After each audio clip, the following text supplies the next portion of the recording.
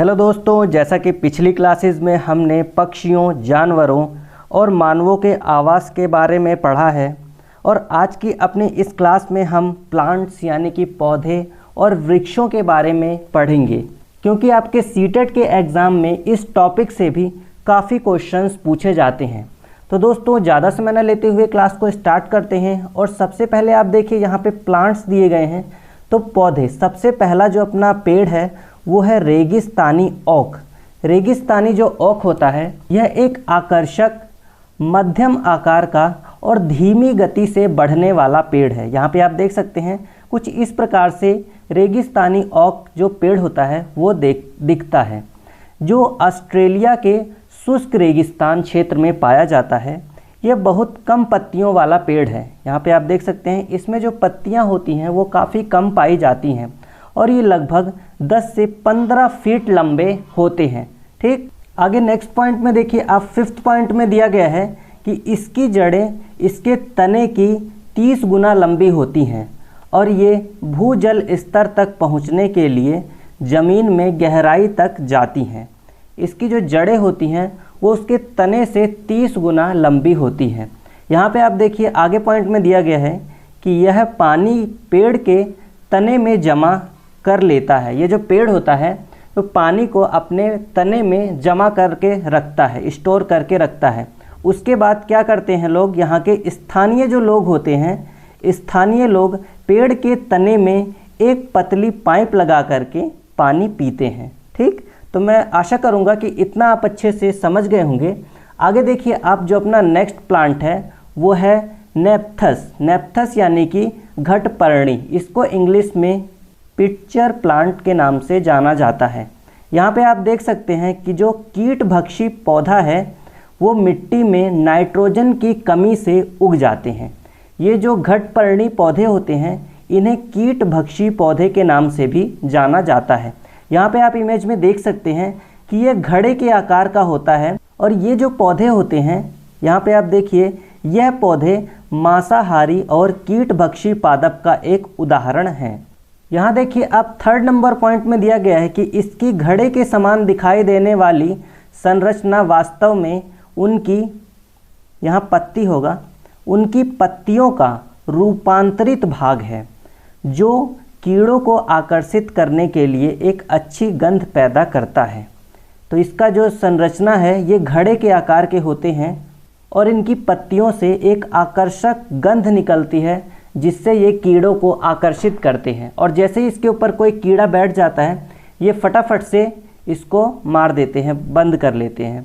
ठीक, ये जो पौधे होते हैं यह इंडोनेशिया, ऑस्ट्रेलिया और भारत के मेघालय वाले क्षेत्र में पाए जाते हैं। ठीक, नेक्स्ट पॉइंट में देखिए आपकी, क्लोरोफिल की उपस्थिति के कारण ये पौधे प्रकाश संश्लेषण तो कर लेते हैं, किंतु नाइट्रोजन की कमी के कारण, इनमें नाइट्रोजन बहुत कम होता है और उसकी कमी के कारण ये दूसरे कीड़ों को खाते हैं। इसी कारण से ये जो पौधे होते हैं ये मांसाहारी यानी कि कीटभक्षी पौधे होते हैं। इसका आकार लंबे घड़े जैसा होता है। हम देख चुके हैं इमेज में कि इसका जो आकार था वो घड़े के समान था और ऊपर से पत्तों की ढक्कन लगी हुई होती है। ठीक, तो आशा करता हूँ आगे देखिए आप, नेक्स्ट जो अपना प्लांट है वो है खेजड़ी का पेड़। खेजड़ी का पेड़ राजस्थान में पाया जाता है और कुछ इस प्रकार से आप देख सकते हैं खेजड़ी के पेड़ को। खेजड़ी का जो पेड़ है वो राजस्थान में पाए जाते हैं, मैं आपको पहले ही बता चुका हूँ।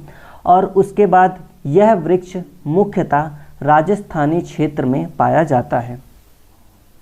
इसे अधिक जल की आवश्यकता नहीं होती। जाहिर सी बात है, अगर ये राजस्थानी इलाके में मिल रहा है तो इसको जल की आवश्यकता बहुत ही कम होगी। इसके जो फल होते हैं, फलों को एक समृद्ध प्रोटीन स्रोत के रूप में खाया जाता है। पेड़ की छाल का उपयोग औषधि के रूप में किया जाता है। ये आपको याद रखना है, इम्पॉर्टेंट पॉइंट है कि पेड़ की जो छाल होती है उसका जो प्रयोग है वो औषधि के रूप में किया जाता है। इसकी लकड़ी को कीड़े नुकसान नहीं पहुंचाते। यह छायादार वृक्ष है और बच्चों को खेलना बहुत ही ज़्यादा पसंद होता है इस पेड़ के नीचे। ठीक, आगे देखते हैं अपना नेक्स्ट जो प्लांट पेड़ है वो है बनियान ट्री यानी कि बरगद का पेड़। बरगद के जो पेड़ होते हैं ये 200 साल तक जीवित रह सकते हैं। पुराने बरगद के पेड़ों की लटकती हुई शाखाएं वास्तव में पेड़ की जड़ें होती हैं। जो यहाँ पे आप देख रहे हैं ये जो लटकती हुई ज़मीन को आ रही हैं नीचे को शाखाएं, ये वास्तव में पेड़ की ही जड़ें हैं। ये शाखाएं नीचे बढ़ती हैं, जब तक कि वे ज़मीन तक नहीं पहुँच जाती तब तक वो नीचे की ओर बढ़ती रहती हैं। ये जड़ें खंभे की तरह होती हैं जो पेड़ को मजबूती प्रदान करती हैं। आगे देखिए आप, नेक्स्ट पॉइंट इसी पेड़ से रिलेटेड है कि बरगद के पेड़ की जड़ें भी ज़मीन के नीचे होती हैं, जैसे दूसरे पेड़ों की होती हैं वैसे ही सेम होती हैं। और इनकी जो पत्तियां होती हैं, छाल होते हैं, बीज होते हैं, ये काफ़ी ज़्यादा उपयोगी होते हैं। जैसे आप देखिए दस्त, मधुमेह और मूत्र विकार जैसी समस्याओं में औषधि के रूप में ये कार्य करती हैं। ठीक, आगे देखिए आप, नेक्स्ट जो अपना पौधा है वो है क्रोटोन प्लांट। अब इस प्लांट की कुछ खासियत देख लेते हैं। यहाँ पे आप देख सकते हैं क्रोटोन जो प्लांट होते हैं इनकी पत्तियाँ इस प्रकार से रंग बिरंगी होती हैं। क्रोटोन पौधे ज़मीन की दशा बताते हैं कि ज़मीन कैसी है, ज़मीन अच्छी है, भूमि की जो मिट्टी है वो उर्वरक है या फिर बंजर है, सूखा है या गीली मिट्टी है। इस सब का सिग्नल जो है वो ये पौधे देते हैं। ये एक तरह का सिग्नल देते हैं, मैं आपको पहले ही बता चुका हूँ। और क्रोटोन पौधे की जो जड़ हैं ये ज़मीन में ज़्यादा गहरी नहीं होती, बहुत अंदर तक ये गहरी नहीं होती जड़ें। जब मिट्टी सूखने लगती है तो ये पौधे की पत्तियाँ भी सूखने लगती हैं और झड़ने लगती हैं पत्तियाँ। इसी वजह से पता चल जाता है कि मिट्टी जो है वो सूखने लगी है या उसमें जो नमी है वो कम होने लगी है, जिससे मिट्टी के बारे में यह पता चलता है कि मिट्टी सूख रही है। तो इस प्रकार यह सिग्नल दे करके मिट्टी के बारे में बताते हैं। ठीक, तो दोस्तों ये थे आज की क्लास के कुछ इम्पोर्टेंट प्लांट और ट्री, जहाँ से आपके सीटेट के एग्ज़ाम में काफ़ी ज़्यादा क्वेश्चंस पूछे जाते हैं। तो दोस्तों मैं आशा करता हूँ कि ये क्लास आपको बहुत अच्छी लगी होगी।